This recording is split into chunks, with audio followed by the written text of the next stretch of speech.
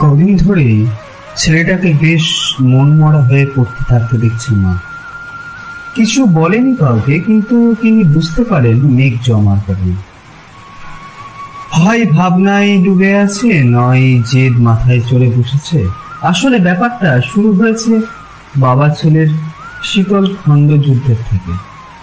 মাস দেড়েক আগে দুজনের যুক্তি দুতরফ থেকেই ঠিক। বাবার বক্তব্য, স্নাতক স্তরে এত কম বয়সে এত ভালো নম্বর পেয়ে বাইরে ভালো কোনো সুযোগ পাওয়ার চেষ্টা হাতছাড়া করার কোনো মানেই হয় না। ছোট্টবেলা থেকে যখন ইংরেজি নখদর্পণে, তখন উচ্চশিক্ষার দিকে কোমর বেঁধে নামা উচিত, তাতে ভবিষ্যৎ আরো পোক্ত হবে। এইদিকে ছেলের বক্তব্য ফেলনা নয়। না থাক, গল্পটা প্রথম থেকেই শুরু হবে। সালটা 2008, দুঃখের ও আনন্দে। যেবার ভয়াবহ তুষার ঝড়ে গোটা সিকিম জুড়ে তোলপাড়, ঠিক সেই সময় চতুর্থ জামশেদজি রতনজি দাদাভাই স্মারকপ্রাপ্ত সিকিমের বুনিয়াদ এক উজ্জ্বল ভবিষ্যতের পথে নিয়ে যাচ্ছে। ঠিক সেই সময় উত্তর সিকিমে মাঙ্গান জেলার সাংহি গ্রামে এক ছোট্ট ঘরে সেই বাপ বেটা নিয়ে টানাপোড়েন শুরু। একজন পড়েছে প্রকৃতির ফাঁদে, আর একজন মাতৃকোঠরে। প্রবল যন্ত্রণা নিষ্পত্তি ঘটল দুই সংবাদে। ঘরের মিটমিটে আলোয় প্রবল শীতে জন্ম হলো এক ফুটফুটে ক্রন্দনরত শিশুর, আর অপরদিকে ফ্রোজেন আইস হয়ে কাটা পড়া ডান পাটা কর্মরত অবস্থায়। কাঞ্চনজঙ্ঘার কোলে 1 মাসের বানজানকে কোলে নিতে 1 মাস পর হাজির হয়েছিল বাবা স্ট্রেচারে ভর দিয়ে, আর বানজানের মা কেঁদেছিল বানজানের সাথে, আর হেসেও ছিল বাপ বেটার বাঁধ ভাঙা পাগলামি দেখে। জানুয়ারির ঘোর কুয়াশা ভরা সকালে এক পায়ে নাচতে নাচতে চিৎকার করে হেসে গাইতে দেখেছিল গোটা সিংহিক গ্রামের মানুষ বানজানকে মাথায় চড়িয়ে বানজানের বাবাকে। কোনো দৃশ্যের সাথে মিলে গেল কি? হতেও পারে। যাই হোক, বানজান ছোট্টবেলা থেকে বাবার ডান পা। অনেকের বলা কওয়াতে এক কৃত্রিম পা নিলেও পাহাড়ি রাস্তায় বানজানের বাবা তার স্ট্রেচার ছাড়েনি। নকল পা কি আর আসল পায়ের মতো হয় নাকি? যদি সেটা জোড়া থাকে হাঁটুর ওপর থেকে। আর অত আর্থিক ক্ষমতা আছে নাকি তার? পঞ্চায়েতের সহযোগিতায় কিছু অর্থ পাহাড়ের বুকে একটা হস্তশিল্পের দোকান করেছে ঠিকই, কিন্তু তাতে আর সারা বছর কতই বা রোজগার হয়? পাটা না হয় থাকলে ওই ট্রেনিং করিয়ে, ট্রেকিং করিয়ে গাইড হয়ে ঢের বেশি রোজগার হতো। তাই সাথে একটা চায়ের দোকান দিয়েছে। যদি কথা বলে মন হালকা হয়, তা আদৌ হয় কি? যখন মেঘ সরে কাঞ্চনজঙ্ঘার মাথায় সোনালি আলো পড়ে ঝলসে ওঠে, তখন দুজোড়া চোখ ঝলসে উঠে চোখের কোণা ভিজিয়ে দেয়। গভীর কোঠরে সেই জল মিলিয়ে যায়, ধরা দেয় না। ঘরের থেকে 250 মিটার দূরত্বে দোকান একটু উপরে। তবুও বানজান ডাকলে ছোট্ট পায়ের বানজান এক দৌড়ে বাবার কাছে মিনিট কয়েকের মধ্যে পৌঁছে যায়, আর বাবার বুক ধড়াস করে ওঠে, যেন নিজের দৌড়াত্ম চোখের সামনে দেখতে পাচ্ছে। মনের টানা পড়ে নে বানজান কয়েকদিন যেন একাকিত্বের সাথে বন্ধুত্ব করে ফেলেছে। পিমাতাকে দিন কয়েক চোখে হারাচ্ছে। ঠিক 4টে বাড়ি পরেই তাদের বাড়ি, তবুও যেন আকর্ষণটা চুম্বকের মতো। পেমার হাতে খড়ি সেই বানজানের কাছেই। এখন আবার একটু বড়দের মতো বকাঝকা করে। তাতে দুই বাড়ির হাসাহাসি ও ফিসফিসানি বাড়তে থাকে বেশ, বাকিটা সময়ের অপেক্ষা। তবে 2008-এর সামাজিক ব্যবস্থার পরিপ্রেক্ষিত কিন্তু বানজানের জন্ম ও তার বাবার দুর্ঘটনার সাথে পরিস্থিতির পরিবর্তন করতে পারেনি। সময় এগোচ্ছে। বানজানের সিংহীকে স্বপ্নের পালক তার বাবার হৃদয়ের রোগ ধরা পড়ার সাথে বিকল হচ্ছে। मारी सासू नंदा घरे साली माँ मरिया का नू बरिया कवाली हो भगते हो काली गोरी दी है गधुई घाटे गछारू कासिला डाला काली कछुई गोरी लो तो बड़िए नहीं वाला। বানজানকে মাসে প্রায় 1 বার করে সিকিম মণিপাল হাসপাতালে নিয়ে যেতে হয় বাবাকে। ডাক্তারবাবু বলে যতক্ষণ না মন থেকে পা বাদ যাওয়ার দুঃখ কাটবে ততক্ষণ শুধু ওষুধ খেয়ে রোগ সারবে না। সেই বরফের দাগ রক্তের ভারসাম্যে তারতম্য ঘটিয়েছে, আর তাৎক্ষণিক অস্ত্র প্রয়োগের পর উপযুক্ত পরিমাণ রক্ত টানতে পারেনি শরীর, তাই রক্ত অল্পতাও জড়িয়ে ধরেছে। একমাত্র পথ হাসি খুশি ও সুস্থ জীবনে ফিরে যাওয়া। এবার মনে হয় বানজানের বক্তব্যের যৌক্তিকতা বোঝানো গেছে।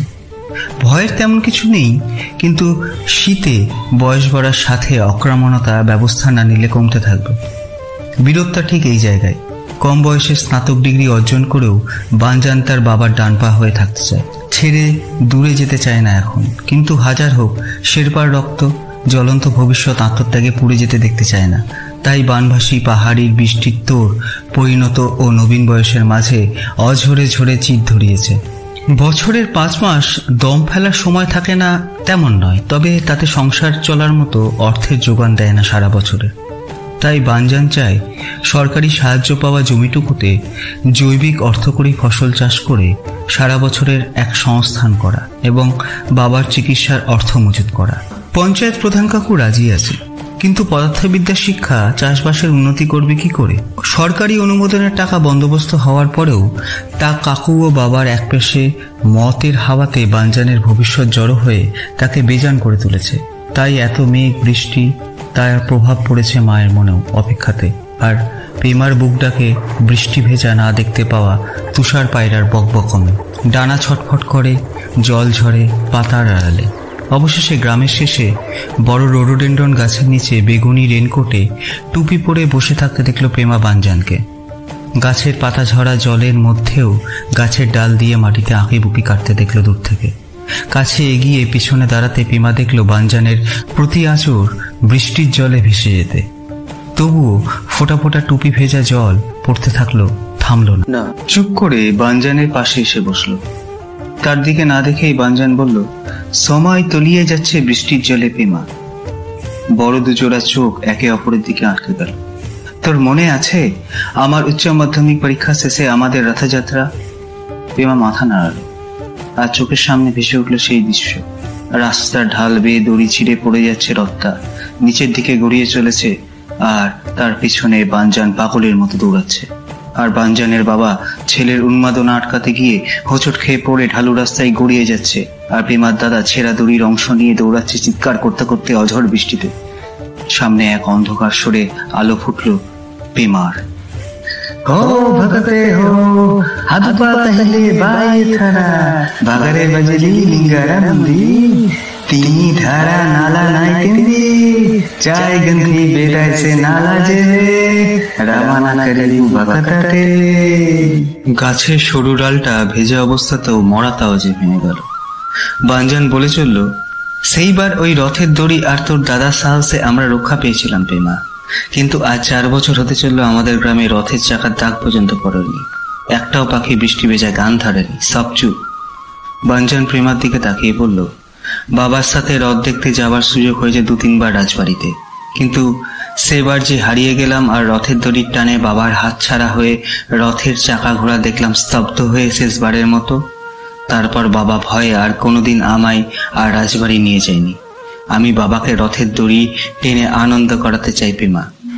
এবার যে জল ঝরল তা বৃষ্টির জল নয়, চোখের জল। পেমা বানজানের কাঁধে হাত রাখতেই বানজান দেখালো সেই প্রকল্পের কথা, যার সরকার স্বীকৃত বিজয়ী অর্থমূল্য 10 লক্ষ টাকা। বানজান বলল, এই রথই হবে সেই প্রকল্প যার মাধ্যমে গোটা উত্তর সিকিমে পাহাড়ি রাস্তায় বৃষ্টির দিনে ঘুরবে চাকা, হবে চাষ, বৃষ্টির জল সেচে। তুই থাকবি আমার পাশে, আমার পাহাড়ি পায়রা। পেমার কথা আজ কোথায় যেন বুক বন্ধ করা দমে পড়তে লাগলো। মোহে আবিষ্ট মন রোডোডেন্ড্রন গাছের তলায় শটান দাঁড়িয়ে বাড়ালো হাত তার বানজানের দিকে। এক ঝটকায় টেনে নিল নিজের কাছে, তারপর আলতো করে হাত গলিয়ে দিল বানজানের আঙুলে।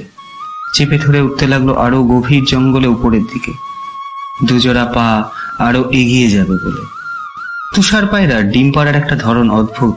তারা ডিম পারলে মাত্র 2টো পারে, কারণ নতুনের জন্ম দিতে ঠিক 2টো থেকে শুরু হওয়া প্রয়োজন। তাতে 2-2 4 করা সহজ। আজ সত্যি যদি 2-2 5 হতো, তাহলে একলব্যের আঙুলটা আজও অর্জুনের সমান মোকাবিলা করতে যোগ্যতায়। দৃক পঞ্চাঙ্গের মতে রথের দিনের কিছু আগে ডাহুক সেবকের মনে গীতার উদয় ঘটে। কাহ্নপাদের রচনায় তা বুলি হয় দর্থক, কিন্তু কথিত আছে সেই ডাহুক সেবকেরা পাখির মতো উড়িয়ে নিয়ে যান জগন্নাথের রথকে দড়ি টেনে। তার সঙ্গে লেগে থাকে পঞ্চতন্ত্র, 84 বৌদ্ধ মহাসিদ্ধের আদি নিদর্শন কাব্যরস, যা জীবনচক্র ও উর্বরতার অভিব্যক্তি প্রকাশ। বজ্রযান। প্রবল বৃষ্টির শব্দে প্রেমার দাদার দোকান ঘরে 3 মূর্তি রচনা শুধু হাত পা দেখা গেল কাঁচের জানলার ভিতর দিয়ে। বিকেলে দেখা গেল পঞ্চায়েতের জরুরি বৈঠক, তাতে এক পায়ে খাড়া হওয়া প্রতিবাদও মিশে গেল তার খোয়া যাওয়া ডান পায়ের সাথে মিশে জানলার শাসির উপরে বস মেনে বসে পড়ায়। শব্দ ঢাকা পড়ল বৃষ্টির নুপুরে। বাকি আর 1 মাস। কাঠের গুদাম থেকে বের করা হলো সেই ভাঙা রথ প্রেমার দাদার দোকানের পেছন থেকে। শুরু হলো মেরামতের নকশা। হাত লাগালো সবাই। সেই 3 মূর্তির মাথা জুড়ে রইল ধাঁধার উত্তরের খোঁজে। ডাহুকের শব্দে জলাশয়ের মধ্যে মাছ ধরার সাবধানতায়। সংরক্ষিত হলো 384 হেক্টর জমির ওপর থাকা 290 ঘরের পথের নকশা বজ্রযানের মস্তিষ্কে আক্ষরিক সংকেতে। দায়িত্ব ভাগ হলো আসীন 3 মহারথীর। যেমন সুভদ্রা হবেন পথদৃষ্টির সাংকেতিক আদেশ, বলরাম হবেন রথ চালনা শক্তি ও দক্ষিণ মেরু, আর জগন্নাথ হবেন গতি নিয়ন্ত্রক ও উত্তর মেরু।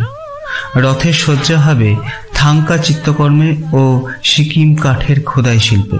উড়িষ্যার রথের আদলে ওজন 75 কেজি সীমাবদ্ধ, কারণ বলের পরিমাণ 2 অশ্বশক্তি এককের বেশি হবে না।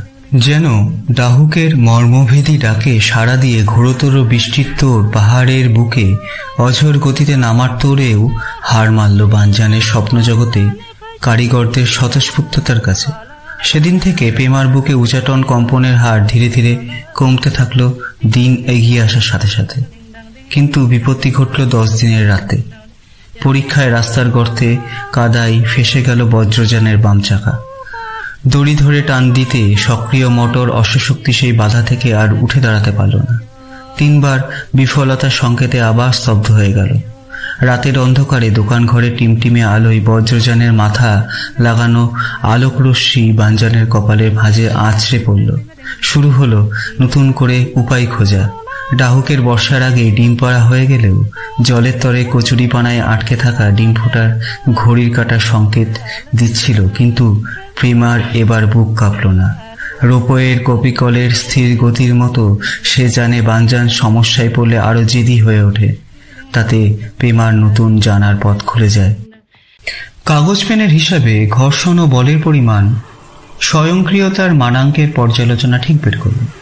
না হলে খাদে পড়ে অতিরিক্ত বলের চাপ চাকা ভেঙে বজ্রযানকে উল্টে ফেলে দিতে পারত। ভোরের আলোর রেখা পড়তেই দেখা গেল চাকার ক্ষতের পরিমাণ অতি সামান্য। পথ নির্দেশক সেন্সর ও আক্ষরিক পথের সংকেত নির্দেশ সফলভাবেই সাড়া দিল। মোটর স্তব্ধ হওয়ার 3 বার পর্যায়ক্রম সংকেতও কাজ করছে না। বাধার অভিমুখে রথের চাকার উপর প্রযুক্ত বৈদ্যুতিক চুম্বকের ক্ষেত্রফল, যা বজ্রযানের ভরের বিপরীত অনুপাতে কাজ হবে। মানে ভর 50 কিলো হলে চাকার টর্ক হবে তার 1.5 গুণ ভরের উত্তোলনকারী ক্ষমতাধারী। মানে বিপদ সংকেত চলার সময় আগে থেকে নির্ধারিত হয়ে চাকার 2 ক্ষেত্রবল বদলানোর সংকেত দেবে। হাতে সময় খুব কম, কিন্তু উপায়। দিনরাত এক হওয়ার পর 3য় দিনের মাথায় 3 মূর্তি মোটর ছাড়া চুম্বক আবেশের মাধ্যমে বজ্রযানের গতি পরীক্ষা করতে পুনরায় সফল হলো। করলো চাকার ওজন বহন করার পরীক্ষাও। সমস্যার সমাধানের কাছে পৌঁছানো গেল। কিন্তু আয়নায়ন মোটরকে রোধ নিয়ন্ত্রণ করতে গেলে বিবিধ তীব্রতা কার্যপ্রণালী শক্তিযুক্ত মোটরে রূপান্তরিত করতে হবে, যা অত্যন্ত ঢালু পথেও ঘর্ষণের বিপরীত অভিমুখে বলের শক্তিকে সহজে 2.5 গুণ টর্কের শক্তি প্রদান করবে। কিন্তু তার জন্য 5 গুণ খরচা বেড়ে যাবে। কিন্তু প্রেমার বুকে ঘুরতে থাকা রোপওয়ের রোধহীন কপিকল ঠোঁটের কোনায় আসতেই বানজানের চোখ দুটো জ্বলে উঠল। সাবাস পাহাড়ি পায়রা বলে প্রেমার হাত ধরে টেনে দিল দৌড় 2 পাহাড়ি যৌবন। প্রেমার দাদার শান্ত চোখ দুটো শুধু একবার চেয়ে রইল, ফিরে ঝুলল চাকায় পাতি পড়াতে মুচকি হেসে। ঘটনাটা ঘটল রথের দিন সকালে। পুরীর মতো রথের দড়ি টেনে নয়, তবে জগন্নাথ সুভদ্রা বলরামের সিংহিক গ্রাম ঘোরার সময় স্বয়ংক্রিয়ভাবে। চমক পড়ল পঞ্চায়েত প্রধানের বাড়িতে প্রথম রথ এসে দাঁড়িয়ে কাঁসর ঘণ্টা আপনা আপনি বেজে উঠতে। অবাক প্রধান প্রণাম সেরে রথের দড়ি টানতেই সামনে থাকা ডাহুকের মতো 2 পাখির পাখা ঝাপটাতে শুরু করল। আর তাতে চাকার সাথে লাগানো কপিকলগুলো ঘুরতে শুরু করলো। চাকার গায়ে লাগানো অভিলম্ব নেত্রপাতগুলো চুম্বকের মতো একে অপরের গায়ে লেগে উঠতেই স্বয়ংক্রিয় মোটর আবার চালু হয়ে সম্পূর্ণ বজ্রযান ঘুরে গেল 180 ডিগ্রি। তারপর আবার চাকার পাতগুলো নিমেষে রথের চাকার আসল আকার ফিরিয়ে দিয়ে নিষ্ক্রিয় হয়ে আবার রথের চাকার গায়ে চুম্বকের মতো আটকে গেল এবং পথ ধরে অন্য বাড়ি অভিমুখী হলো।